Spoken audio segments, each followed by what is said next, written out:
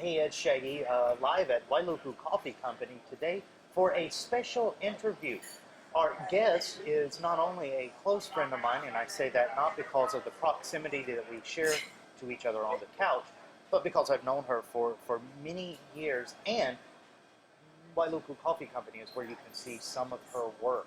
You got to come down here because in the beginning of June it's all gone. All right? As we start every single show, roll intro. Live from beautiful downtown Kahului, on the #1 island destination on planet Earth, the Valley Isle, Maui. From the Akaku studio at Halfway to Hell Plaza, it's live! And now, a man that's known far, but not wide. It's Shaggy! Okay, we're Wailuku Coffee Company today. I am joined on camera by the incomparable, indomitable, unsinkable Joyce Chin. Thank you for that introduction. I'm good at introductions. It's one of the few things I'm actually good at, like keeping my hand out for pens and stuff, not dropping things on camera. I'm horrible at it. But introductions, I think, is the one thing that I excel in. What would you say, besides photography, would be one of the one things that you excel at right now? Uh-oh, thinking face. I have to think. Really? Yeah. And because, most of the time when you approach people, it's like, oh, I do this. It's like, well, I'm interviewing you about photography. What else do you do besides photography? You're like... Organizing people's lives. Organizing people's lives? Yeah. There's a large dollar market for that, isn't there? Maybe. I don't know about Maui. You don't know about Maui? Do people actually pay you to organize stuff? Yeah. Wow. Yeah.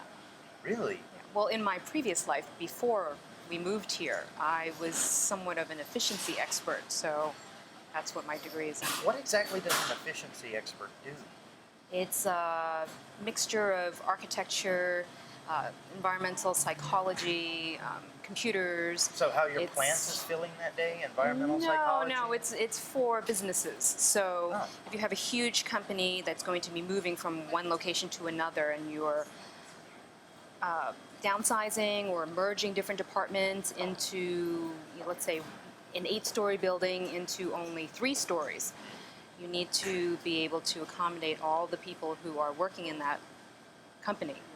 Who needs to interact with whom on a day-to-day basis. Like, so if you, Shaggy, needed to speak to Kamaili, I would not put your offices 4 floors apart at the opposite end of the building. Actually, for the if you sake need of to my see her every day. marriage, could I ask that you please keep us a minimum of 4 floors Yes, apart? yes. Yeah, possibly behind some sort of large brick enclosure.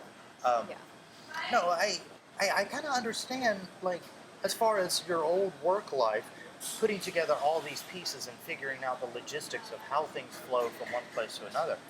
Would you say that's ever transferred over into your photography artistic world? It's there all the time. Okay, stupid question, but how? There are no stupid questions. Have you ever seen this show?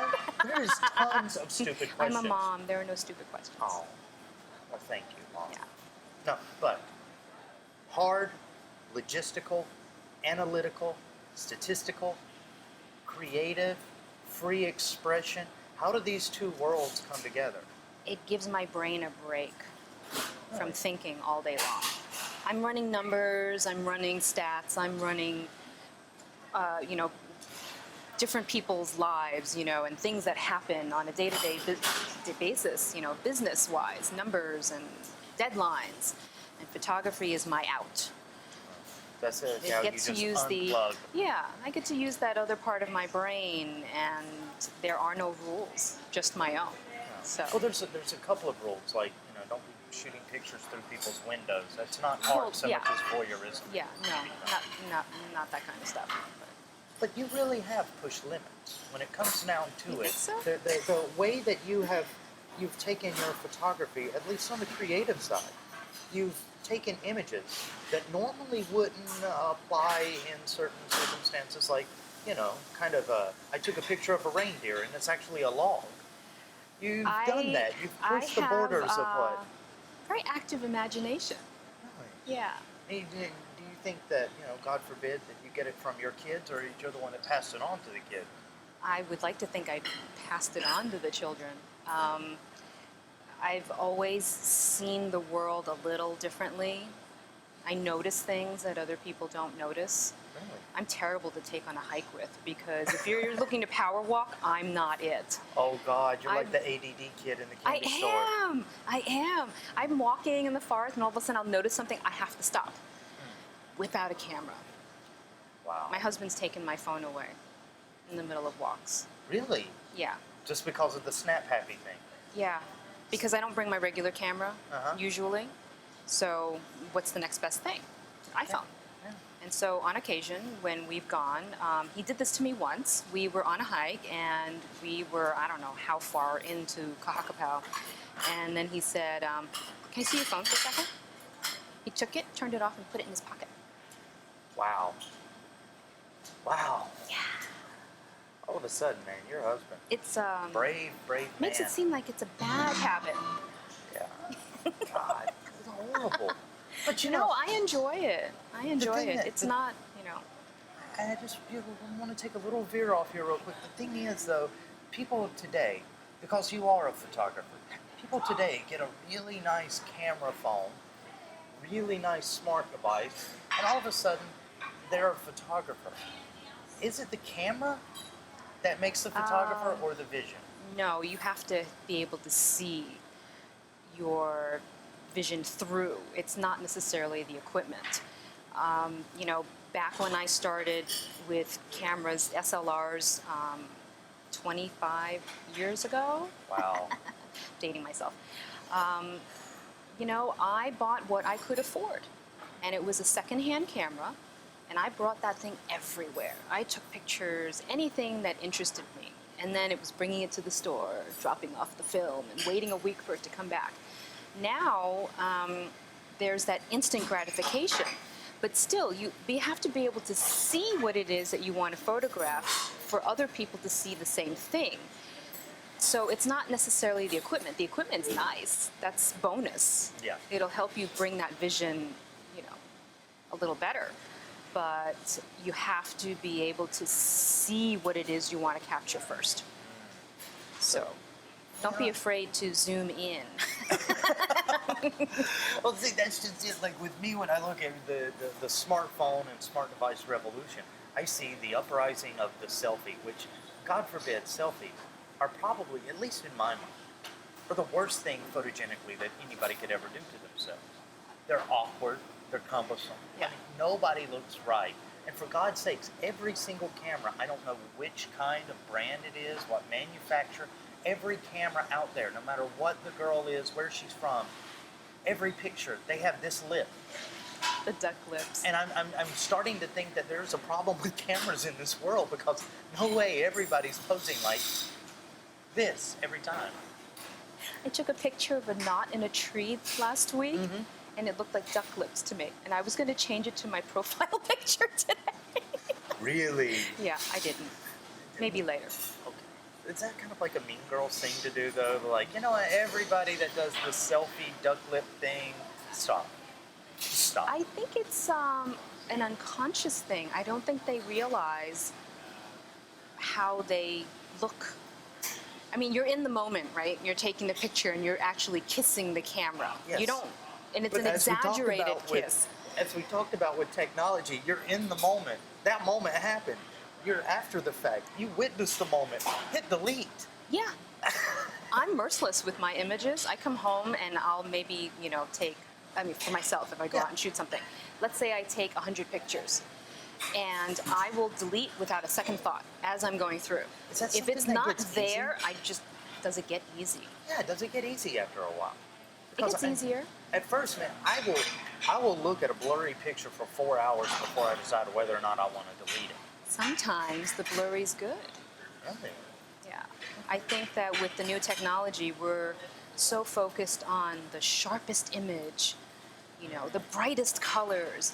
Sometimes it's nice to remember how it used to be. Not everything was crystal clear. It's nice to have a little bit of mystery. Yeah, and a lot of people, especially people like you that do this professionally, you know, they're purists one way or the other. They're purists everything is framed by the book, everything is focused by the book, the f-stops this and that and the other. And then you have the types that are creative, expressive. The framing doesn't have to be so robotic. The focus can be a little soft. There can be some edges. Well, you have to learn the basics first. Which And one then did you can break have the the hardest rules. time? Huh? Which one did you have the hardest time with? You know, the stoic images or just the crazy snap happy stuff? The snap happy drives me nuts. I don't see the point in taking 1,000 pictures if you're only going to keep 10. Like if your goal is 10, be patient and wait for that moment, or take your time and frame it. So you're fishing for pictures. Yeah, You set yourself up, you put the bait and tackle out there, and you wait. yeah, like the fly on the wall, sometimes. How long have you ever had to wait for one shot? Sometimes it doesn't happen. Really? So you move on to the next moment that you see.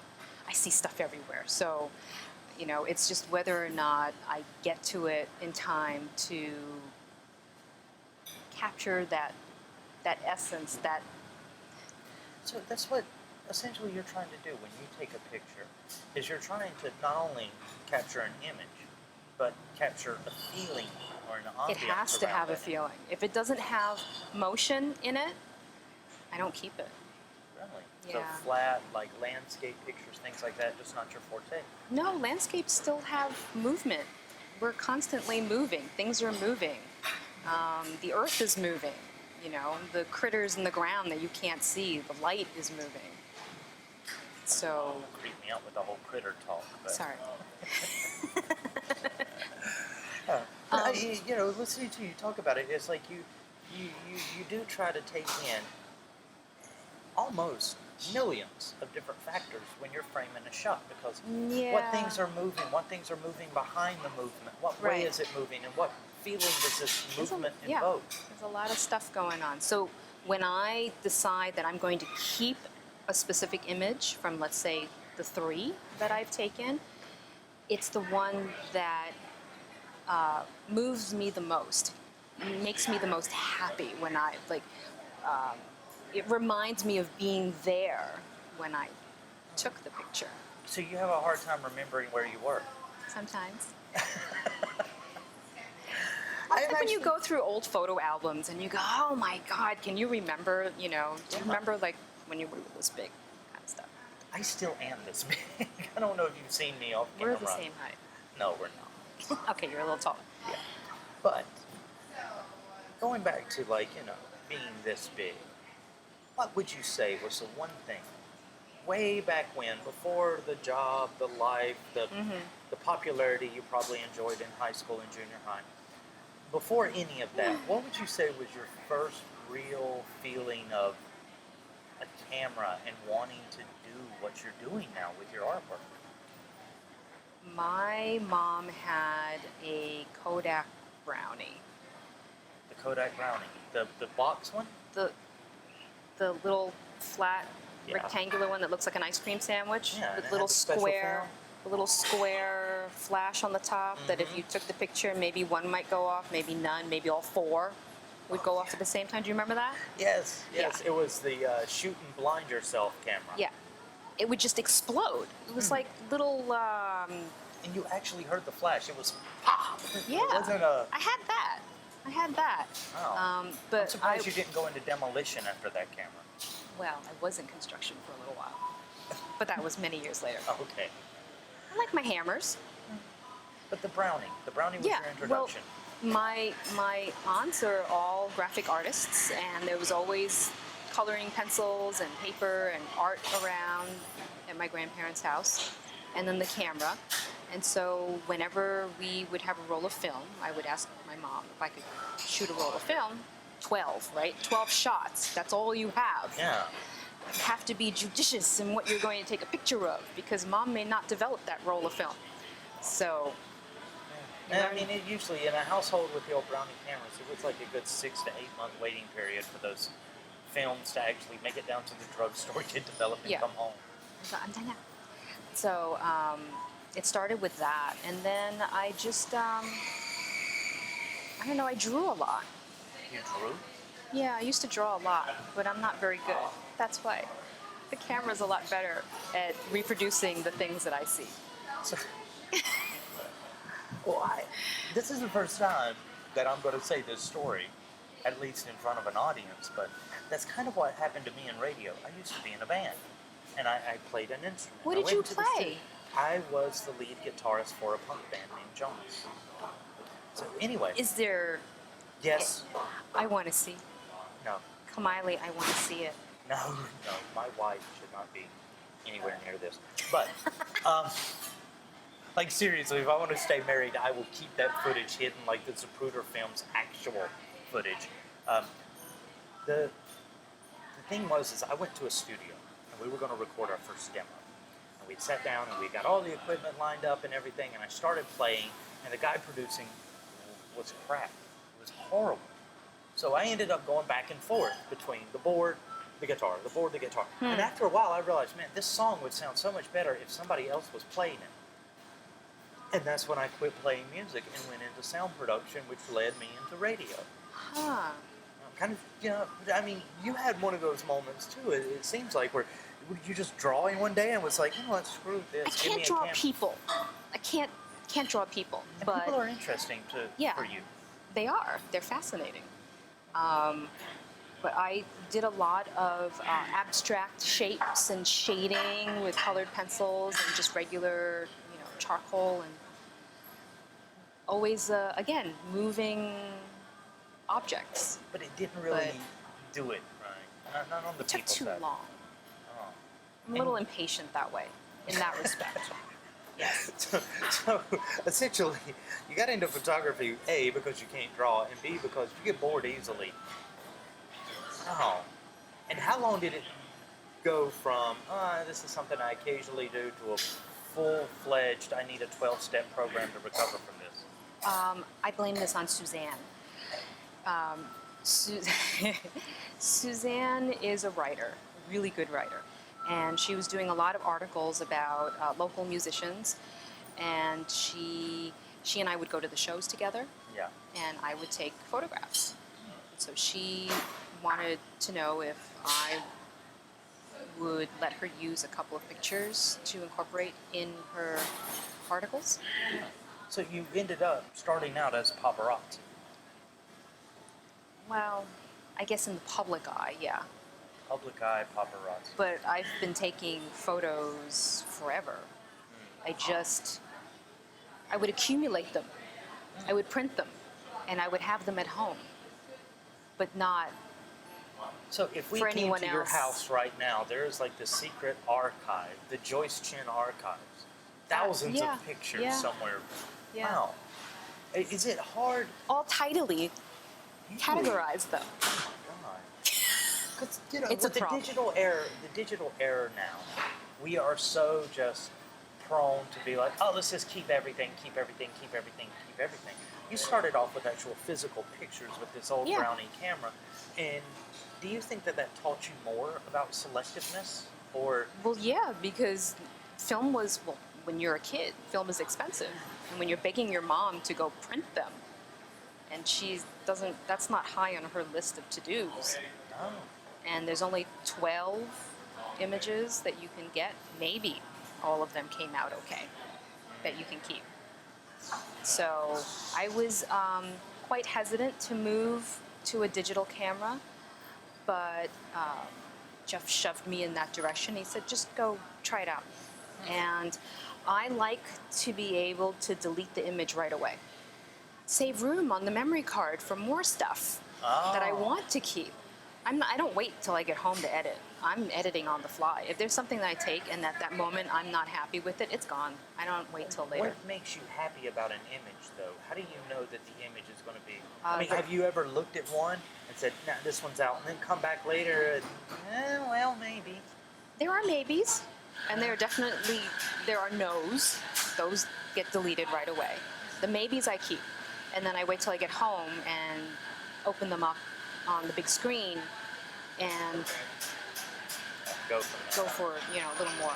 But it's got to have the right composition. It has to have the right lighting. Sometimes you can't save Let's see. an image. I mean, You 'cause, have to be able to let it go.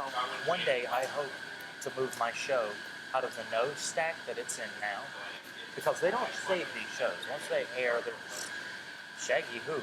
Oh. One day I want to get into that maybe stack so that, I can be on the television, at least other than my one little hour. So I mean, I understand that, I guess.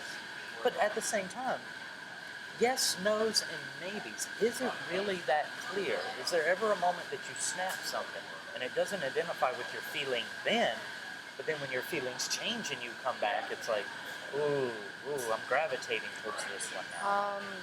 That happens with the maybes. If I let it sit for a while, I mean, there comes to whenever you're doing anything, if you're doing it for too long, you just have to step away from it, Yeah. come back to it later.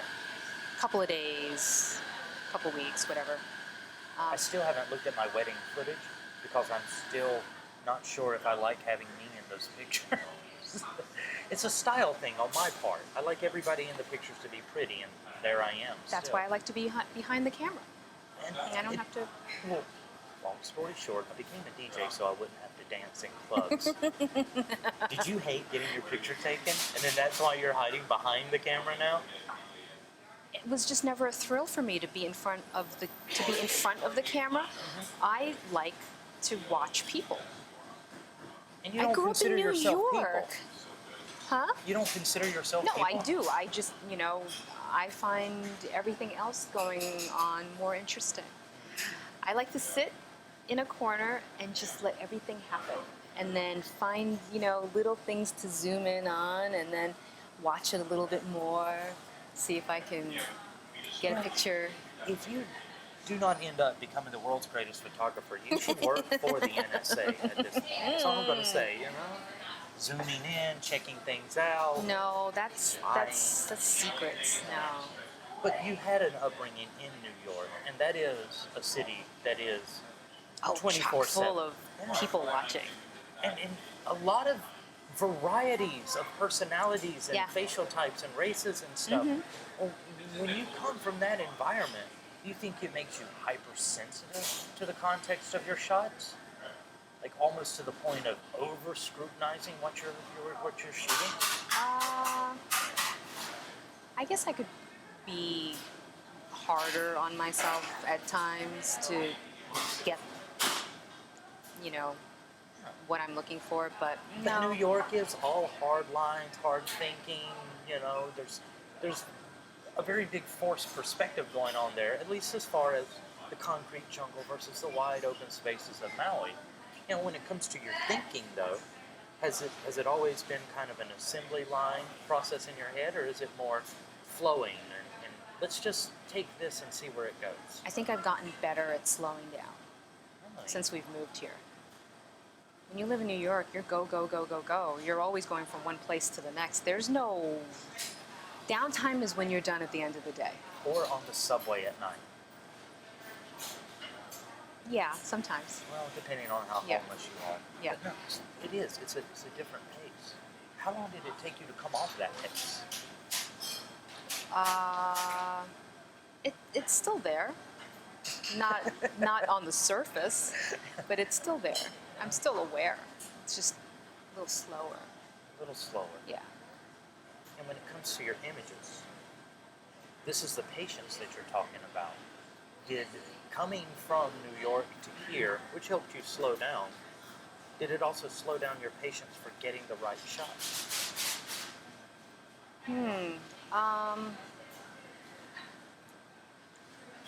I have to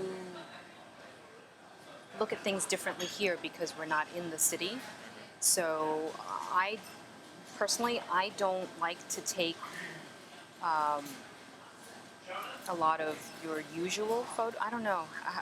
Now I'm saying it out loud. What is a usual photo? There is no such thing. I don't think. Well, you do have some unusual photos here.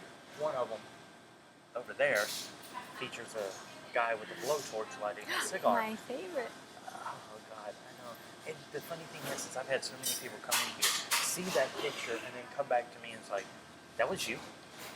That's what I love about it, and that's why it fits in the theme with everything else And for this particular moment. yeah, and this is going all the way on till June, which is about coming up next week, Yeah, right? I take it down June 3rd or 4th. But you have a lot of different subject matter in here. You have plants, you have people, you have rust, you have shapes that form Tarp. abstract pictures. You have what? Tarp. Art. Wow. That's a lot of stuff in here. Where did you find time to do all of these? It's continually editing. I go out and I take photographs and I find the time to edit them, you know, categorize everything, and it took a long time to narrow it down to these pieces. And you know what? We do kind of want to talk about some of those pieces in just a sec, okay? Okay, we're going to take a quick break.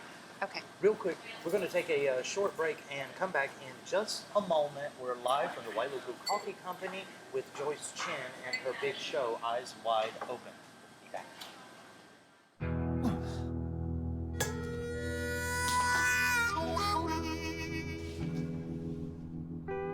Get caught buzz driving, and you could do some hard time. Craig, knock it off. Sorry, Mom. It could cost you around $10,000 in fines, legal fees, and increased insurance rates. And that could set you back a few years. Buzzed, busted, and broke. Because buzz driving is drunk driving.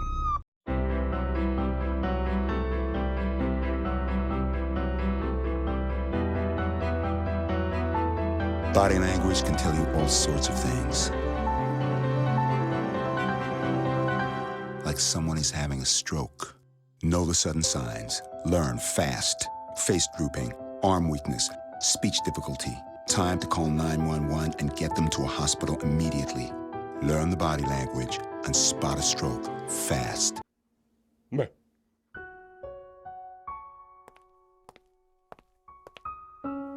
This video didn't have to look this way. It could have been prevented. Say no to vertical videos. Vertical videos happen when you hold your camera the wrong way. Your video will end up looking like crap. There are more and more people addicted to making vertical videos every day. It's not crack or nothing, but it's still really bad. There are two different kinds of people who are afflicted with VVS. The first group treats the videos they shoot like pictures. They don't mean any harm. They just don't understand that while you can turn a picture, you can't really turn a video. The other group is people who don't give a Vertical video syndrome is dangerous. Motion pictures have always been horizontal. Televisions are horizontal. Computer screens are horizontal. People's eyes are horizontal. We aren't built to watch vertical videos. I love vertical videos! Nobody cares about you! If this problem's left unchecked, YouTube will begin showing 4 videos at once, just to save bandwidth. Letterboxed vertical videos would be the size of a postage stamp. And it will spread everywhere. Movie screens have always been horizontal. If vertical videos become accepted, movie theaters will have to be tall and skinny. And all the movie theaters would have to get torn down and rebuilt. And by the time they were rebuilt, Mina Coolitz would be old and ugly. And birds will crash into them and die. And we will all get stiff necks from looking up. And no one will sit in the front row ever again. And George Lucas will re-release Star Wars again! The skinny edition! I was never really able to tell the story that I wanted to tell. This is a great chance for me to experiment with a new technology. You're a jerk. Every time a mobile device is used to record video, the temptation is there. Just say no. Say no to George Lucas. Say no to old Mila Kunis. Say no to vertical videos. And if you see someone doing it, say, "You're not shooting that right, dummy!"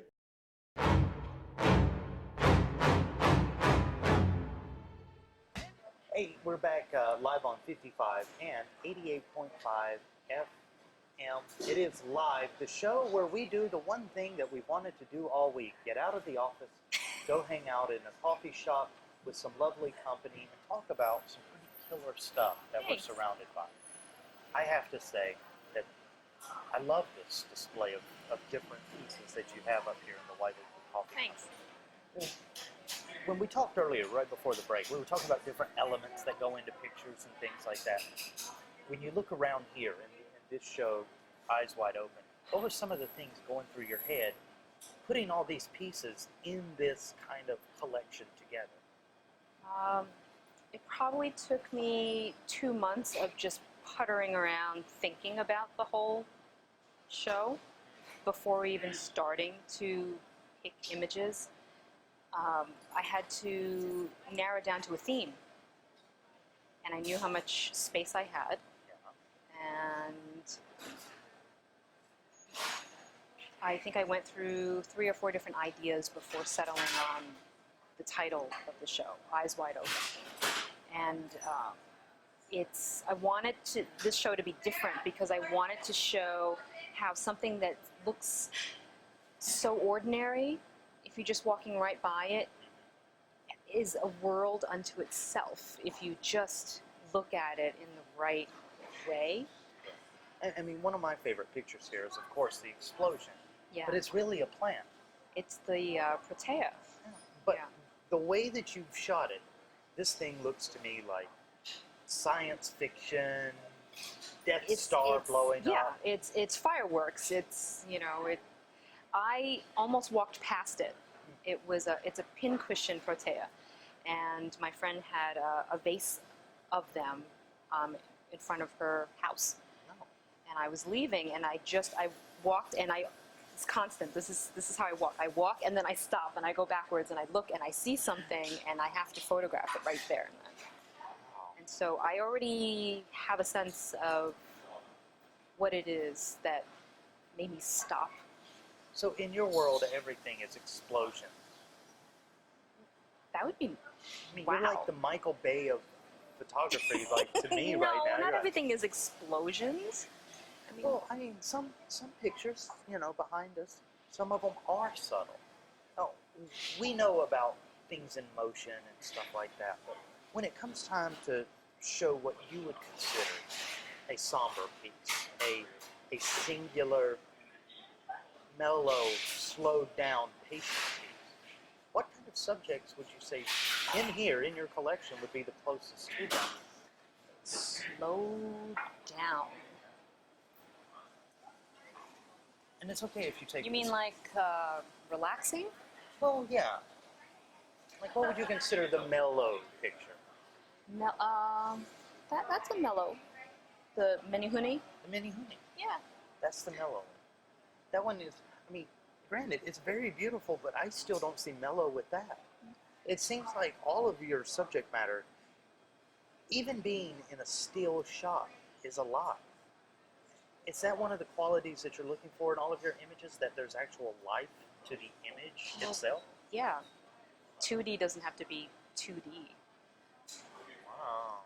Deep, man. Deep. No, After there this is show, I'm just gonna have to there are amazing things everywhere, in the most mundane and pedestrian of things, like wallpaper. That's wallpaper. That's wallpaper. Wow. But if you look at it head on, yeah, it's wallpaper. You go sideways, a little creativity, a little spark. That's You're alcoholism. shooting into outer space. To me, that looks like, It really does. yeah. But all that is just changing the way you see things. Would you say that your vision has always been kind of slanted? I think so. I think it's the Brooklyn, New York upbringing. It seems to permeate a lot of this discussion. Yeah. Well, New York was a huge part of my history. New York City.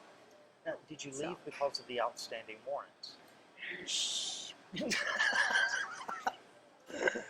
No. Is Joyce Chin your real name? Yes. Okay. No, I still love New York. I just can't do the fast-paced 8 to 7 work day anymore. And then, You know, coming out to Hawaii, that was a 1-year chance. It was a, let's see what happens. and how many years has it been? 12 and a half. Wow.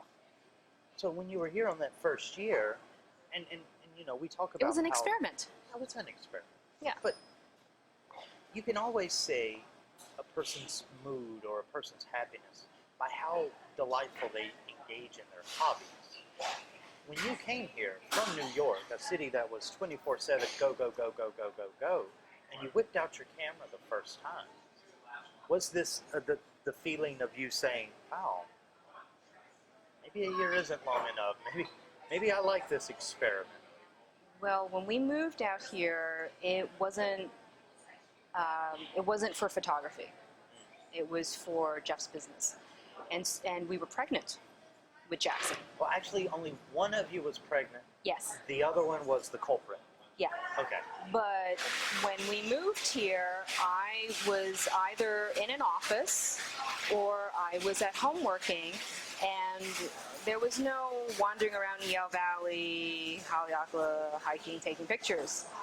My subject was my kid, and it kept me entertained. So he was a subject matter for a good number of years, and then once in a while I'd get to go out and take some other photos. But it's a different kind of energy here, you know. In those first couple of years, the photographs were more landscape, fine art based, Yeah. and portraits were children's portraits. Now, did you ever go into that field professionally of like, okay, well, I got a camera, I might as well make some money, cash in, take pictures of babies? Did you ever do that? I do now on occasion, but it's not. It's like avant-garde babies. Yeah, I don't take regular photos. Not like I'm going to dress the kid up in a spaceship and shoot him off out there. But I mean, you don't come across as a Sears portrait studio type. no, that would bore the heck out of me. And you I want your want a little pictures- fun. Yeah, I want to go outside and let the kids run around and take photos of them tumbling, hanging off of the monkey bars, So you ice cream all over their face. real life slices. Yeah, should be that. So This is I stiff guess it's sitting pictures, dude. oh, No. That's turn not your my head this thing. way. I watched a video last night. There's a really, I won't say who she is. She doesn't live here. Okay. Well, then She's say in the who she UK. is. What are you gonna do? Swim? She's in the UK, and she is apparently quite famous for teaching photographers how to pose their Really? clients. And, I figured I would just watch it just to, see what she had to say. And it was, for me, it was painfully awkward to watch her pose this young woman on an ottoman. Like, move here, like, 2 centimeters, your elbow this way, and your head this way. She looked so uncomfortable. And when she smiled, and I mean, it was a beautiful photo. All of the photos come out, Yeah. her clients are gorgeous. But, It seems artificial. well, to me, a little bit, yeah. They're a little stilted, because she's going for the glam look, right? Oh. Which is different. Not all photos of people are going to be beautiful. Well, obviously, you took a photo of me. Not beautiful. Come on, Shaggy.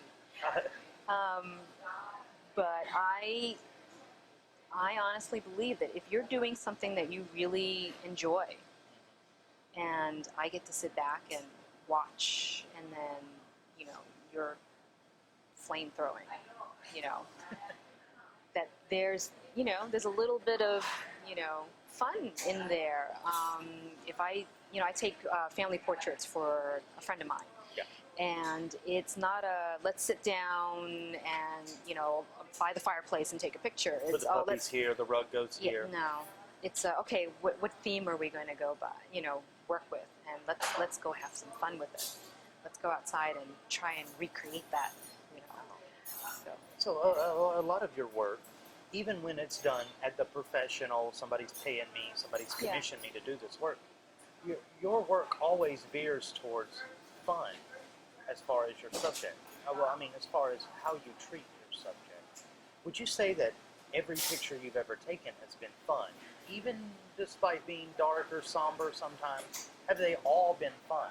Yeah, otherwise they get deleted. Have you ever had a moment that was terrible? On this show, nothing's terrible. Trust me. Hey, actually, everything on this show is terrible. So right now, you are a beam of sunlight in our world. But when it comes to the concept of fun, is it always kind of a point in the back of your mind that between you and the subject that you're shooting, whether it be a kid or an adult or even an animal, if they're not portraying or having with you in that moment fun, you will never get fun on camera? Yeah. Because I have photographers that disagree with that. They say, oh, you can pose this and that. I don't believe in over-posing a client, because then you're how Stilting. it's. I don't see the end product as something extremely meaningful. It might be meaningful for the client, like they may enjoy the end product of it, but I have to be happy with it too. So it ain't no fun. So I may, even if I'm shooting for an event, I'm documenting an event. All those photos that I take, I still have to be happy with, even though I'm handing them over to the client and they're going to do whatever it is that they're going to do with it. I still have to like that photo. I'm not just going to hand over a crappy photo. Some of the things that we do with our photos from you are kind of amazing. Because I don't know if you've ever seen this, and if I don't have this card, it's because my cameraman took it. So let me do some digging here. When you talk about having fun pictures, do you remember taking that one? Oh, it's on your card. That's so cool. I remember dragging you over. Well, of course you did, because for me, see, this is my... You're going to show your card? Yeah, but don't be showing my numbers off. See, Chivo, zooming in, making sure that everybody gets not only the real name. Wait, let me get on Amazon right number. now. Yeah. So if you're into identity theft, there you go. But some of the images and stuff that you took of our wedding, especially the one that I have on my credit card there. I mean, do you remember? Do I remember? I don't remember getting married. I woke up a week later. There's this lady there claiming to be my wife. We have this box of stuff from people. My parents are hanging around. It was horrible. It was horrible. I had no idea what anything was, why anything was happening. I do remember. I also remember being so busy that day of feeling, at least as a client of yours at that point, but feeling like, dear God, I hope these pictures come off fun, because I'm not having fun. I'm stressed. I'm running around. We're doing all this stuff, I had a lot of fun shooting them. I just thought that they were beautiful. But you had a lot of fun. My wife had a lot of fun. Okay, I had a lot of fun later, but still, it was one of those things where I was just really, really worried about, would people get to see how much joy there was in this day because of the stress and everything that's weighing on your mind. And then you go back and you look at the pictures like I did, and it's like, wow, you caught that. Yeah. How do you do that when somebody, especially people like, couples and marriage parties and stuff, you're all running around, or you're on a photo shoot with some different people and they've all got tight schedules and everybody's all running around. How do you still get them to find that fun? Well, for a certain amount of time, you're my captive audience. And I have found recently that I'm become very good at, moving you into that space that I'm looking for. And just giving you just very small general instruction, and let's see what happens. And I mean, that's really what it was. It was, go stand there. Now look at me. And you, that's at least that's the directions I thought, the only ones that I heard. But it go was stand also a moment where the two of you could be alone. there. Oh God, yes. So that was, and I knew that going in, that I was going to be able to get something, you know, if I just let you guys chill out Yeah. for 2 minutes under the tree. And see, that's the thing, and I'm going to say this straight to the camera, okay? If you're getting married, hire a photographer, because your parents and your in-laws will drive you batty, and somebody needs to rip you away from these insane individuals so that you can have a moment to yourself. That is all. Okay, public service over. Like when I make you guys walk away? Yes. Yeah. Just and keep I noticed going. they're like, that's trespassing. You're like, keep walking. Keep going. Keep going. Just keep going. Just walk. You just got married. They're not going to arrest you. You know? Actually, if they would have arrested us, the wife would have got us out of it probably. Oh, okay. Strong Yeah. arm. Love my pictures, though. And like I said, in that moment, for me, there was a lot of stress and a lot of things Yeah. going on. But you still managed to find the fun. When it comes to you as an individual, because we do go from this world of being, I put everybody's lives in order, Yeah. to free and expressive. Is there ever a moment for you where it's like, I'm too stressed for this image to be fun? Even though the image kind of looks, when I see it, I don't see the fun. I see my stress. No. So you don't project anything of yourself onto your images that you take. You don't. You mean of portrait-wise, or just Open subject-wise, you know. Portrait-wise, we know. Turn here to the. Well, I can crop the image the way I want it, so it is a part of me because it's how I want it to be seen. Okay, here's going to Right? be a crazy question. We're coming up on the, at least the later part of the show. By this time, photographers everywhere are tuned in. So worldwide audience that we have, at least 4 people are watching online as we speak. But when it comes to your photography, I want to talk real briefly before we wrap things up here about the equipment that you use. Because some people are purists. And when I say some people are purists, I mean purist to the point of obsession. Their equipment has to be this name brand. The lens has to be this. It has to be that. Do you find yourself more of the hardware purism or technique, which is just how you take the shot? Doesn't matter, the equipment determines the ultimate outcome.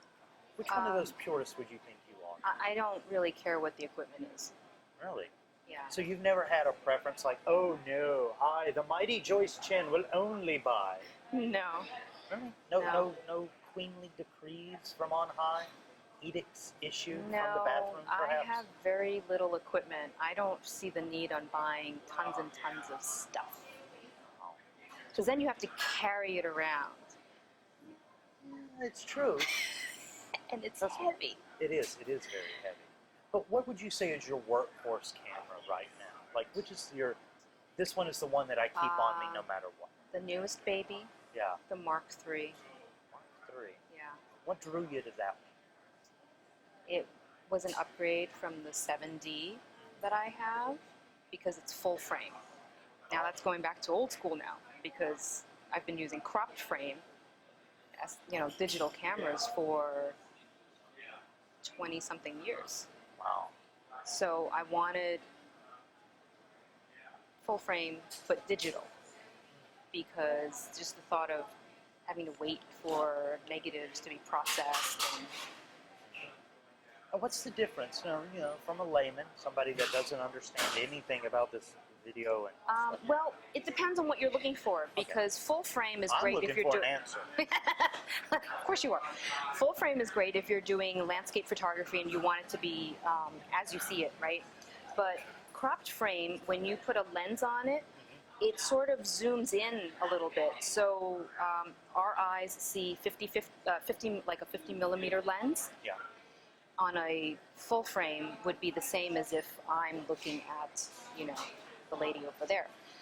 But if I put it on a cropped camera, the body, you have to multiply 50 by 1.6. Well, on the Canon, it's a 1.6. So you're zoomed in a little bit more. So it's good if you want to get a little extra zoom, like if I'm going to take a photo of, I don't know, a lion in the zoo and I don't want to get too close. Why would you not want to get close to a lion? The big kitty. No. You know, actually, at that point, all you got to do is find some kids around, dangle the kid on the other side of the fence, and you can take as close to the picture of the lion as you want. That would be horrifying. No. Michael Jackson, there's types like him everywhere. Dangle the baby. Okay, click, click, got the cat. Would you say that that's one thing that you'd want to do, though? Like, have you ever said, one day, dang it, Joyce, I'm going to pack up my gear and go on a safari and shoot big cats or shoot big animals? I have to wait for the kids to get a little older, though. But that's something that you're looking into. So there's... Yeah. I mean, we went to Alaska last year for almost a month. That was amazing. Really? Yeah. That was a lot of fun. What kind of stuff did you shoot while you were in Alaska? Caribou? Glaciers. Glaciers? Didn't see one moose. Really? Yeah. Saw a gigantic porcupine. But the moose we saw in the zoo. Wow. Now there's some beautiful landscapes out there, but when the kids get older, or I don't bring them, I feel it's a little bit of a photography is a little bit of a selfish activity. It's you and the camera and your moment, your eyesight, you know what you see. It's kind of hard to share that with someone. Even when they're carrying a camera, it's still a solitary activity somehow. Has this ever come up, like, you know, when you and your husband are around the dinner table, it's like, honey, I know you're seeing the camera tonight. Could you make time for me, your husband, the guy that you actually married? I've gotten much better at that. Really? Now I resist taking out the phone and taking a picture of the food. He once got mad at me for taking a picture of food. He was like, why are you being a paparazzi? It's creme brulee. Come on. Yeah. But that's one thing that I've noticed, okay? Highly creative people. Yeah, it is. And highly creative people seem to, in our personal lives, go for the types that aren't so creative, that are the more root and logical ones. Because I can say this, I am the silly one of my relationship. Okay? I'm pretty sure that's an accurate statement, that I'm the silly one in my relationship. And for you, I guess I would say you're the silly one, even though I know that's not the truth. No, he's much... His sense of humor is so dry. He's so funny. But on a day-to-day, during business hours, he really can't be, right? So when it comes time for you to go into photographer creative mode, though, do you find yourself in your personal life being balanced out by that relationship? They're all little toppings on the pizza, right? So it all. I can't wait to call the kids toppings. I'm gonna look at them. What's up, little pepperoni and cheese? There are little science experiments. Sorry, kids, but you are. But that's got to change from the time that you came here 12 years ago, and you were okay. Well, we were pregnant, because apparently pregnancy is a collective thing now. From that time now to kids, and to doing shows like this, what's changed the most in your photography? Taking a little more risk. I'm not big on risk taking. Well, I know the pictures that we took together, all kidding aside, some of them were risky. That was so much fun. I mean, there was chainsaws, there was... Bring it all out. Yeah. I'm just glad I wasn't the one wielding it. No, you were so good about it. I was, with the kicking of the file cabinets. Oh, yeah. I limped for a day after that. Did you? I didn't want to tell anybody. Oh, are you kidding me? I'm not supposed to be a tough guy. Yeah, hey, tough guy. it was a lot of fun taking those, but there was an element of risk to it. Yeah, I'm terrible. I'll put an idea in someone else's head. You do it. I'll document it.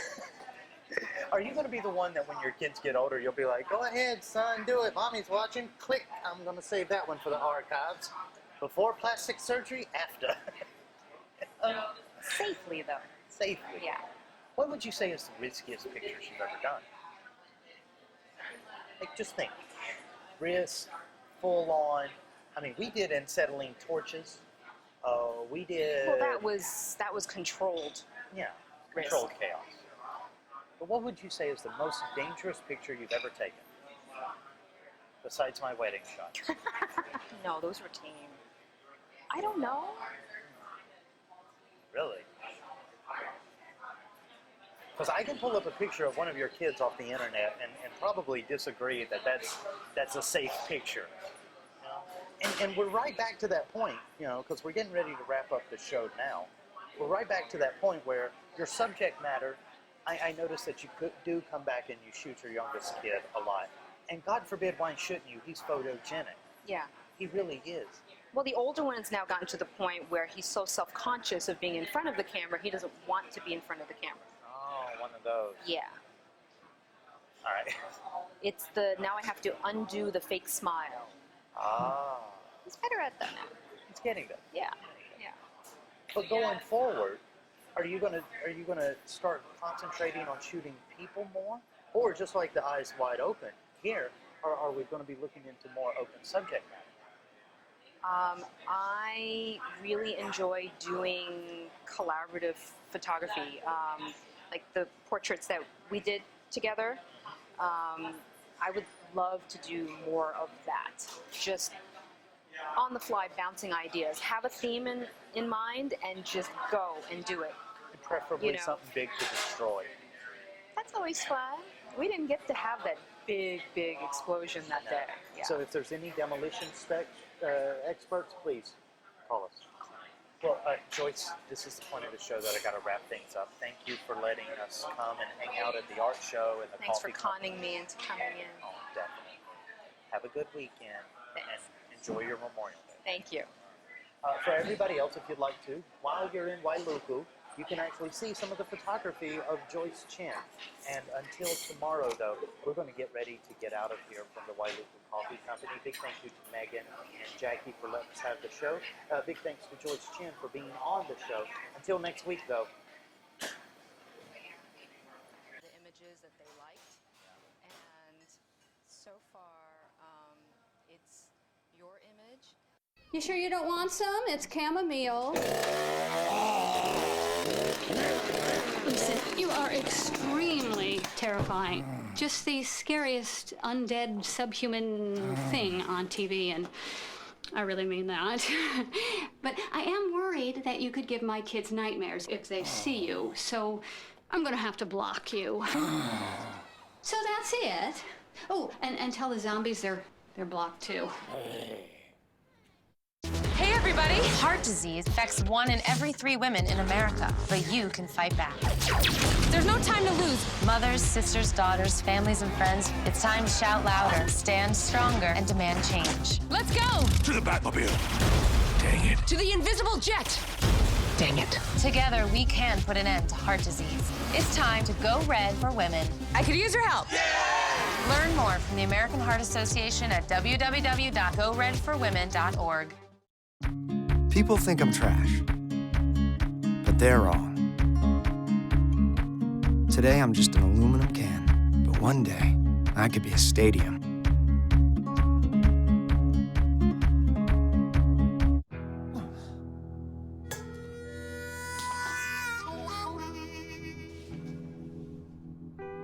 Get caught buzz driving, and you could do some hard time.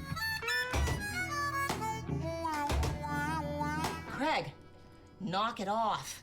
Sorry, Mom. It could cost you around $10,000 in fines, legal fees, and increased insurance rates.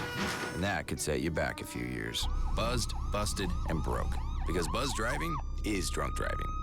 There's no place like home. Getting home safely is just a click away, and choosing the right seat for your little one's age and size will take you down the road to safer travels. How can I ever thank you enough? Visit safercar.gov/the right seat.